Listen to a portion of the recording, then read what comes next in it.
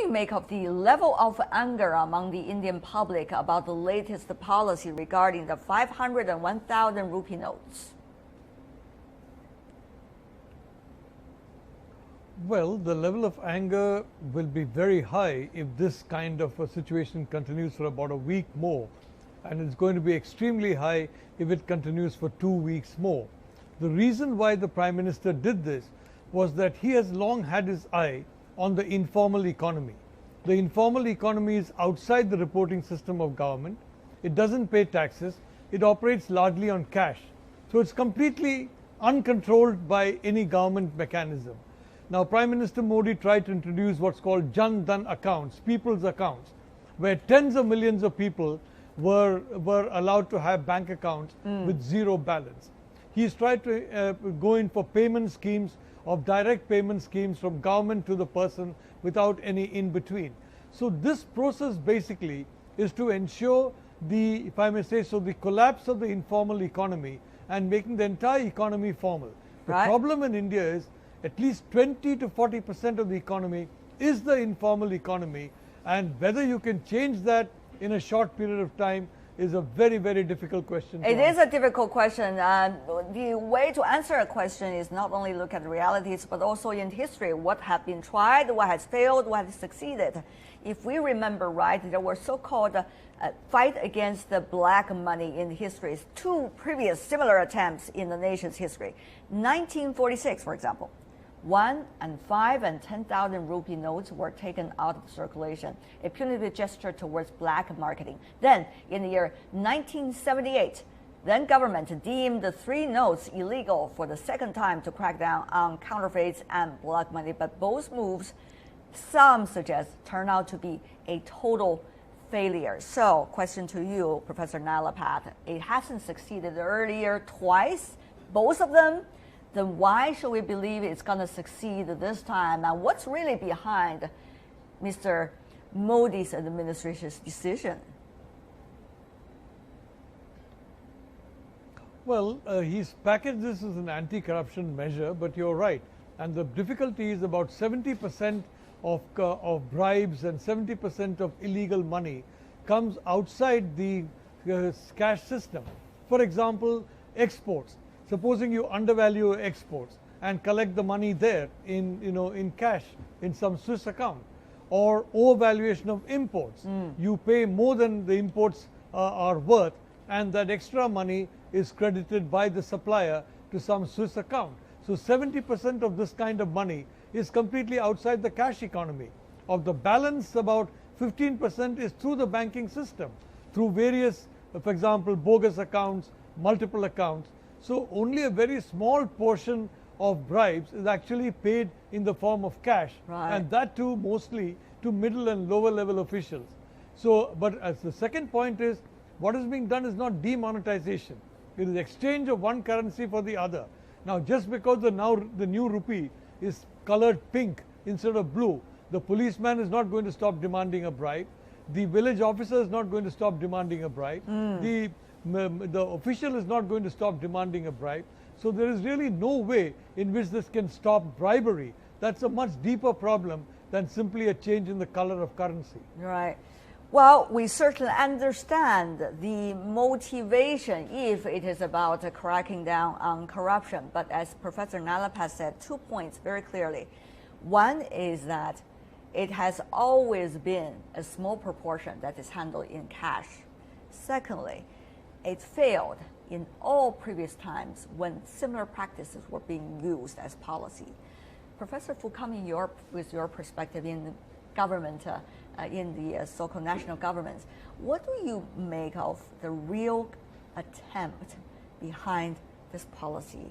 Is this a politician struggling to make a mark about his policy to his voters at this moment, that he rolled this controversial one out? Well, I have to give credit to Modi. He has been consistent with his campaign slogans. He will go very hard on corruption. And technically, I have to say this is a very smart move. We may refer to past experiences, but we have new conditions now. Past experiences, you do not have. What are the new conditions that will make you it could be a success? Overall, the economy is more connected on the internet. And in other words, technically, it makes the new moves more feasible.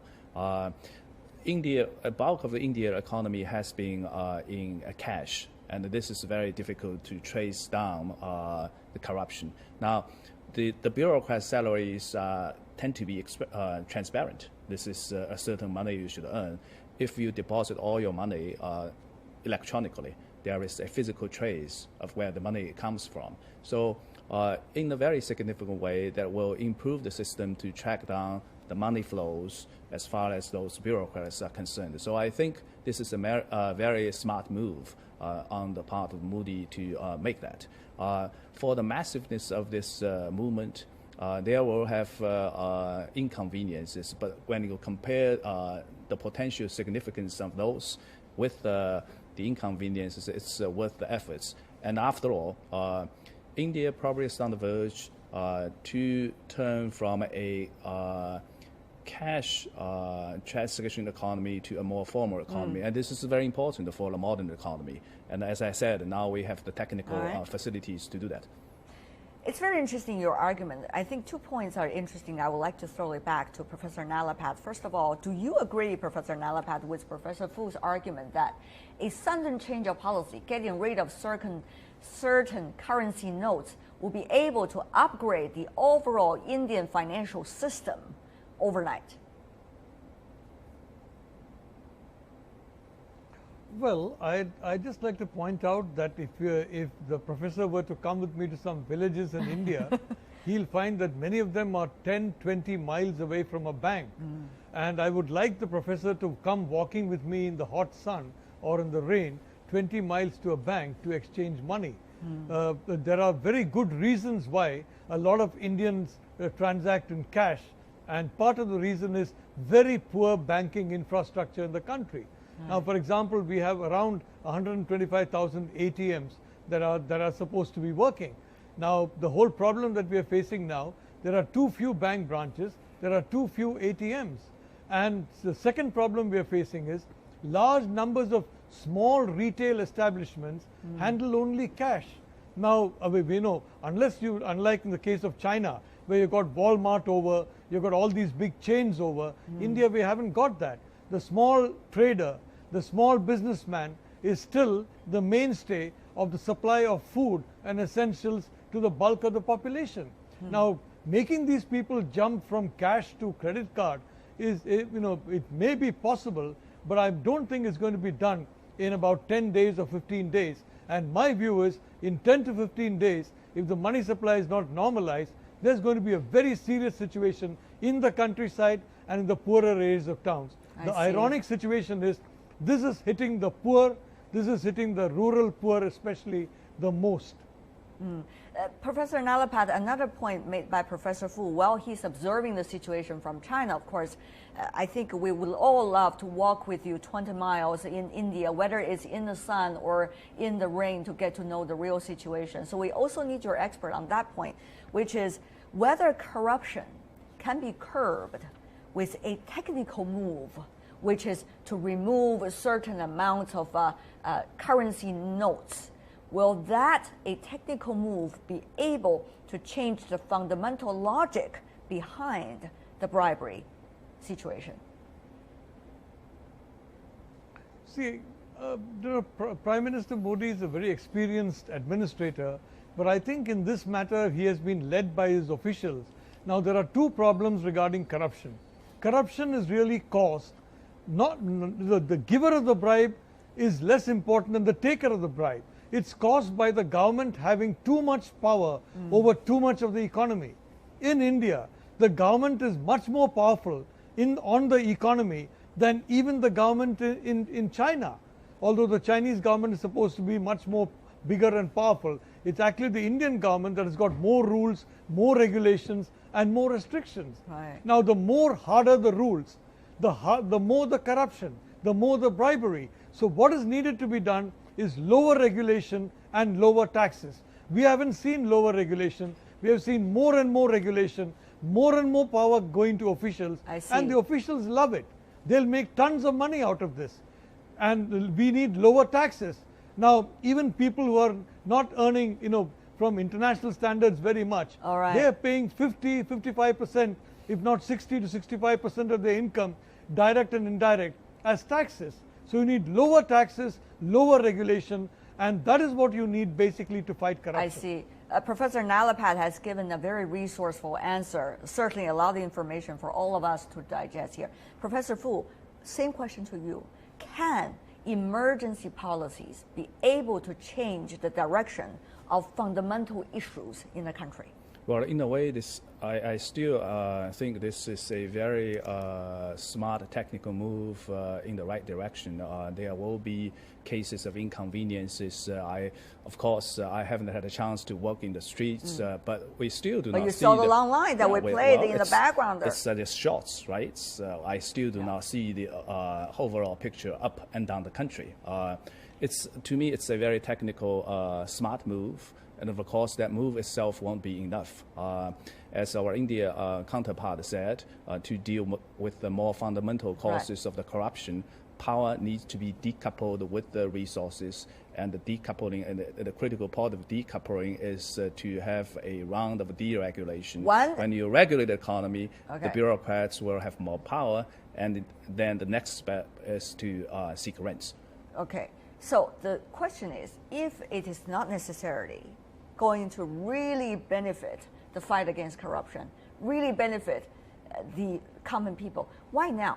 Professor Nalapat, it's always an important question to ask. Of course, the elections is already somewhat boiling in India. Some say this is favoring Mr. Modi's administration, but you also pointed out earlier that in 2 weeks, if things are not calming down, this is certainly going to be a huge blow to his administration and his party. Well, I think people are being unfair to Mr. Modi when they say that he's looking at some election. I don't think he's looking at election. I think the Prime Minister knows if this move goes badly, it is going to cost him his job. It's going to cost his party the majority in the next parliament. And in fact, his party is going to become extremely unpopular within 6 months if this move goes badly. I think the Prime Minister genuinely believes that India is capable of making the transition to a formal economy in a very quick period of time. He's always said he has immense faith in the Indian people. He has immense faith in the Indian system. So I think he's administering this shock therapy in the belief that India can make a reasonably smooth transition in, as he says, 50 days by the end of December. If it is true, if the transition can be made, but all depends also on liquidity in the system. Now the system, frankly, has no liquidity, and I can tell you demand is suffering, the economy is suffering. Unless the Central Bank of India meets the task and ensures liquidity latest by December 31, then I think this economy is also going to be in serious trouble, besides Mr. Modi and his party. Final words from you, Professor Fu. Very briefly, we're running out of time. We see Prime Minister Modi coming up with one campaign after another, well-branded, well-illustrated to the international community, and yet not necessarily making marks. Is this going to be another one of those series, or this is likely to be a very different name for Mr. Modi? To go very hard against the corruption is a part of his campaign, and he has to do something such that he keep his promises. And again, as I said, this is a very smart and a technical move against that. It is not going to solve everything, but when you do this, coupled with other reforms, deregulation of the economy, let the market play a more active role, and overall, that will improve the situation. And I guess at this moment, because the world economy has moving in a more technical, electronically connected way, and it also is a call for India to take this opportunity to move its cash transaction economy into a more formal economy.